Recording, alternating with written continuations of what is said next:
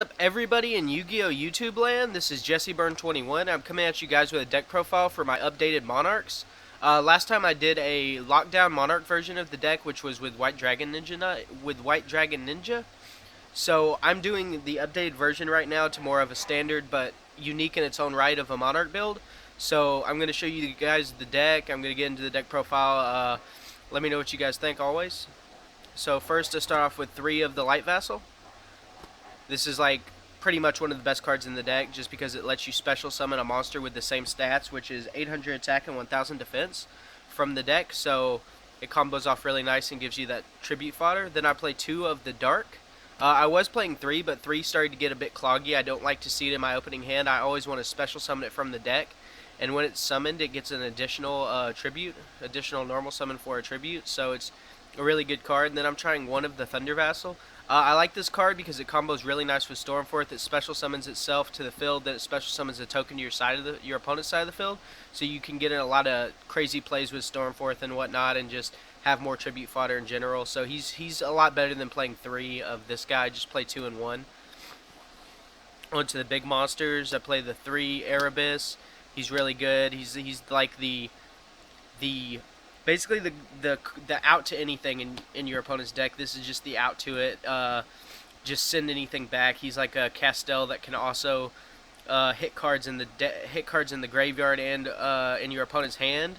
So he's really good, and he does not target, which is good to get over, like Cosmo big ships and stuff like that, because he does not target. And then 3 of the Ether. Ether is probably the most busted Monarch in my opinion, just because you contribute it during your opponent's turn, and it special summons a monster with the same defense from the deck, which is really good. So it special summons it with 1,000. Special summons a monster with 1,000 defense. It's 2,400 or more with 1,000 defense. So you can special summon Erebus if you want to, or any of the other Monarchs, or you can go into Karaz, which you'll see here in a minute.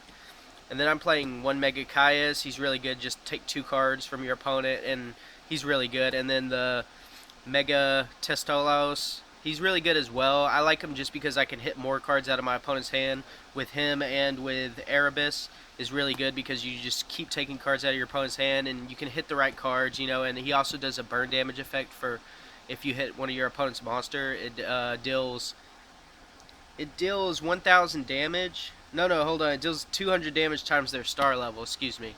So he's really good. And then I play the 1 Karaz. I was playing 2, but I bumped him down to 1 just because I think he's only good if you special summon him off of the effect of Ether. Like, I don't like to draw him at all, so I'm just playing the 1 Karaz for now. And then the 1 Vanity's Fiend. I just like him at 1 right now, so I just play him like that, just at 1. And then hand traps, I'm playing 2 Max C's and 1 Effect Veiler. I would be playing 3 Effect Veilers. I would be playing 3 Maxis, excuse me. I do not own Maxi, the 3rd Maxi at the moment. So I'm just going to be playing the 2 Maxi and the 1 Vase, Effect Veiler, excuse me. I'm all kinds off today. Alright, so then we're like Foolish Burial for the spell. Then 1 for 1 for another spell to bring out your little vassal.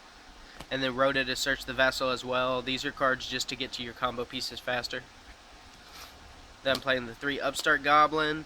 I really like Upstart Goblin because it adds 100% consistency to the deck because it does brick a lot. And at first I didn't like Upstart Goblin. I was like, that's 3 spaces I have to put into my deck. But I ended up liking Upstart Goblin and just adding it in there because it does help hands brick less. So it's pretty good. And then we're going on to Dominion of the Monarch. It's 3 of in the deck. Is a busted ass field spell. It's really good for the deck. It has the 3 effects if you guys don't know already. One of the effects is it gives one of your monsters, a tribute summon monster, 800 attack points when it attacks your opponent's monster. Also, it lets you tribute for 2 stars less for a monster with 2,800 attack. So it's really good for that effect. And then also the last effect, as long as you control no monsters in your extra deck, neither player can special summon monsters from the extra deck as long as you have Dominion on board, so it's really good, and as long as you have a tribute summon monsters, so it's really good. Then I'm playing the 3 Stormforth, which is like the Regeki of the deck, the field clear, if you will, just to clear it and to tribute over your opponent's monsters. The of course, excuse me, Tenacity of the Monarchs. Tenacity is really good, just to search out more spell and traps for your Monarchs. And then we move on to Pantheism of the Monarchs, which is a really good card. It's like Destiny Draw. You discard a Monarch spell or trap card, and then you get to draw 2 cards, but it's also a +1 because you get to banish it to search for a Monarch spell or trap card, so it's pretty good. Then we are playing the 1 Return of the Monarchs. I might bump this up to 2 or 3. I don't know. For right now, I like it at 1 just to search other Monarchs. And then I'm playing the 2 Prime Monarch. This trap card's really good because it lets you recycle your Monarch spell or trap cards during either player's turn, then draw 1 card. It lets you target 2 in the grave, shuffle them back, and then draw 1 card. And also, you can banish another Monarch spell or trap card and special summon it in defense mode, and it's 2400 defense, so it really works good for tribute fodder. It's a level 5 light. It's a really good card. And then moving on to the extra deck, I got my 4 busted ass tokens. Just because these tokens are so badass. This is my extra deck right here. Wink, wink. Because, you know, somebody jacked my extra deck, which is the ongoing joke about Monarchs. But moving on to my side deck, which is a little bit iffy, but I'll probably change it up. But this is just what I'm siding for right now, is 2 Fog Kings just for the mirror match. This card is basically like, it's God in the mirror match in a certain sense. Like if they don't have an out to it and you tribute it at the right time, or if you just summon it and they can't get over it, it's just very godly. It's a very good card.